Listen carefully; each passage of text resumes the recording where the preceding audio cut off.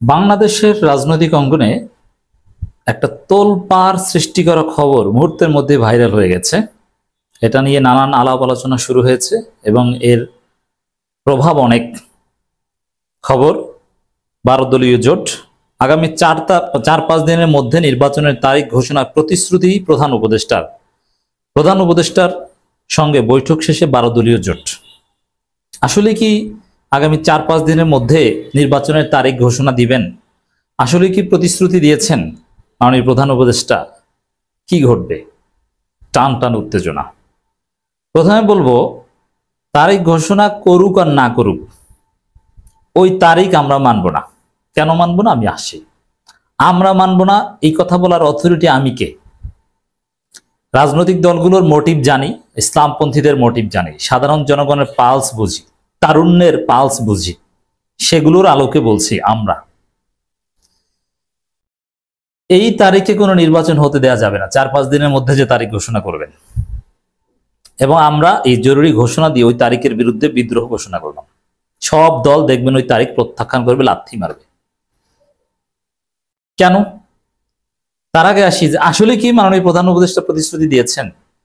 এর উত্তর হচ্ছে যে 12 দলীয় জোট কোন চাটের বাল যে তাদের কাছে মাননীয় প্রধান উপদেষ্টা প্রতিশ্রুতি দিবে আর 4-5 দিনের মধ্যে নির্বাচনের তারিখ ঘোষণা করবে, সেটা 12 দলীয় জোটের কাছ থেকে আমাদের শুনতে হবে কেন? 12 দলীয় জোটটা কি? এরা আবার কি? এরা কোন ঘোড়ার ডিম বাংলাদেশের রাজনীতিতে? এটা কিছুদিন আগে 4 গুরুত্বপূর্ণ দলের সাথে বৈঠক করেছেন মাননীয় প্রধান উপদেষ্টা।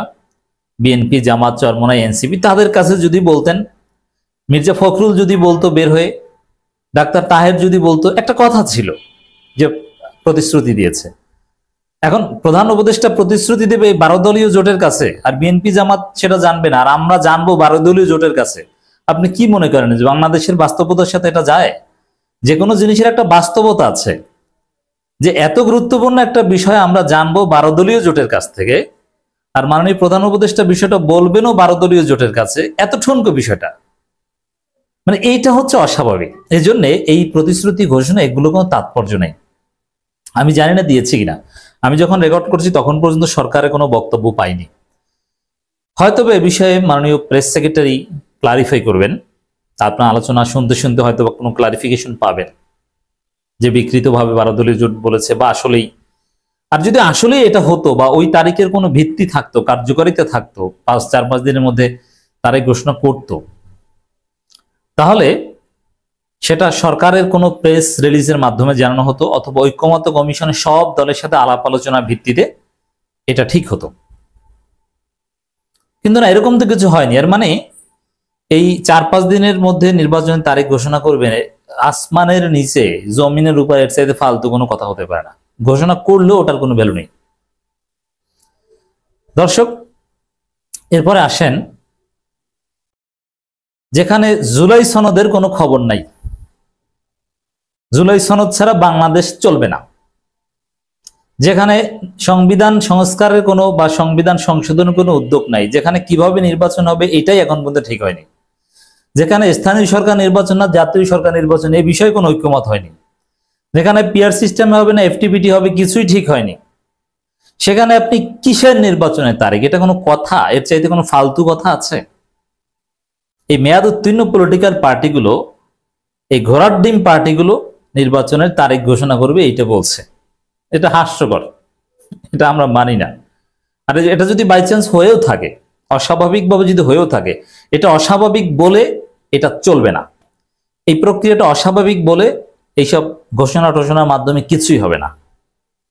আর আমাদের কথা ক্লিয়ার, স্পষ্ট রোডম্যাপ। কেন আমরা মানব না আমাদের ঘোষণাকেই?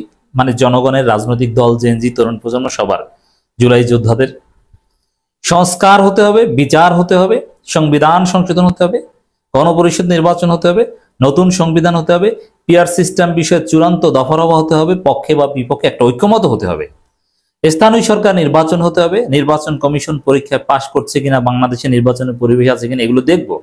বিএনপি তো নিজেদের কাউন্সিলেও ভোট চুরি করে, জাল ভোট দেয়। জাতীয় নির্বাচন আসলে বিএনপি হতে দেয় কিনা বা চায় কিনা, এগুলো আমরা সব দেখব। সংস্কার পর এগুলো স্থানীয় সরকার নির্বাচনের যে ফাইন্ডিংস, এগুলো বিশ্লেষণ সাপেক্ষে ঐকমত্য কমিশনে কিংবা সরকার রাজনৈতিক দলগুলোর সাথে বৈঠক করবে, তারপরে নির্বাচনের একটা তারিখ ঘোষণা করবে, যেটা ঐকমতের ভিত্তিতে। তারিখ ঘোষণা করার আগে অবশ্যই পলিটিক্যাল পার্টিগুলোর সাথে তারিখের কাছাকাছি বিষয়ে একমত হতে হবে। তারিখটা নির্বাচন কমিশন বা প্রধান উপদেষ্টা ঘোষণা করবে, কিন্তু ওই তারিখ বা মাসের উপরে একটা কনসেনসাস হতে হবে, একটা ইত্তেফাক হতে হবে। এটা হচ্ছে প্রক্রিয়া। এই প্রক্রিয়ার বাইরে বাংলাদেশে কিছু হবে না। অতএব দর্শক, তারিখ ঘোষণা করলেও যদি আসলেই মাননীয় প্রধান উপদেষ্টা তারিখ ঘোষণা করেন, ওই তারিখে নির্বাচন হতে পারবে না। কারণ নির্বাচন হতে হলে আগে ঐক্যমত লাগবে। সে ঐক্যমতের কোনো খবর নেই। আশা করি দর্শক আপনাদের বোঝাতে পেরেছি। আর এটা বাংলাদেশের জন্য একটা দুঃখজনক খবর। দেখেন, সোশ্যাল স্ট্রাটিফিকেশনের কিছু রিয়ালিটি আছে, ছোট বড় কিছু রিয়ালিটি আছে। এই রিয়ালিটি না মানলে আপনি দুনিয়া চলতে পারবেন না। তো সেখানে বিএনপি, জামাত, এনসিপি থাকতে 12 দলীয় জোটের কাছ থেকে আমাদের এই খবর পেতে হবে, এই অস্বাভাবিক বিষয় তো একদম অচল হয়ে যায়, চলবে না। দর্শক, একটা বৈঠক অনুষ্ঠিত হয়েছে কয়েকটা দলের সাথে, অনেকগুলো দলের সাথে। সেখানে 14 রাজনীতিবিদ, এর মানে 14 জন, কেউ জোটের পক্ষ থেকে কেউ দলের পক্ষ থেকে সেখানে জয়েন করেছেন। 12 দলীয় জোট একটা জোটের প্রতিনিধিত্ব করে, যদিও দিন দিন সেই জোটের ভাঙন। আজকে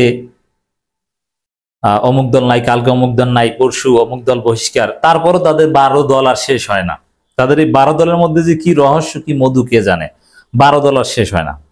এখানে বৈঠকে অংশ নিয়েছেন কারা দেখেন, আপনারা একটু চেনেন কিনা।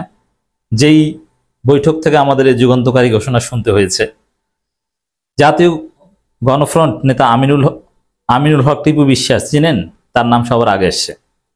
12 দলীয় জোটের মোস্তফা জামাল হায়দার, কতজন চেনেন তাকে?